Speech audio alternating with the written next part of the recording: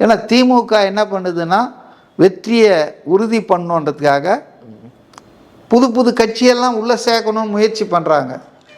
பாமக ஒரு பகுதி பாமக ராமதாஸை கொண்டு வரணும்னு நினைக்கிறாங்க, பிரேமலதாவை கொண்டு வரணும்னு நினைக்கிறாங்க. இப்போ ஏற்கனவே போன வாட்டி இருந்த கமல்ஹாசனை உள்ளே கொண்டு வந்திருக்காங்க.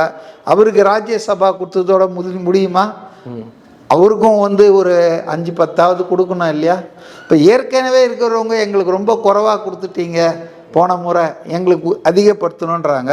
இந்த அழகில் உதயசூரியன் சின்னத்தில் கடந்த வாட்டி 8 தொகுதியிலையா மதிமுக நின்னவங்க இனிமேல் நாங்கள் எங்கள் சின்னத்தில் நிற்போன்றாங்க. அப்போ நம்பர் ஆஃப் சீட்ஸ் உதயசூரியன் சின்னத்தில் திமுக சார்பாக நிற்கிறவங்க எண்ணிக்கை குறைய போகுது. ஆனால் அவங்க இந்த வாட்டி அதிகமாக நிற்கணும்னு வேற சொல்லிகிட்டு இருக்காங்க.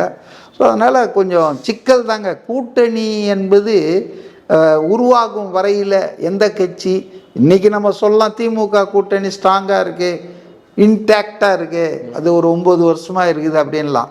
பட் நிச்சயமாக number of constituencies and constituencies 10னா 10 இல்லை, ஜெயிக்கிற தொகுதியை கேட்பாங்க. நீங்கள் 10 தோக்கிற தொகுதியை கொடுத்தா வாங்கி போக மாட்டாங்க.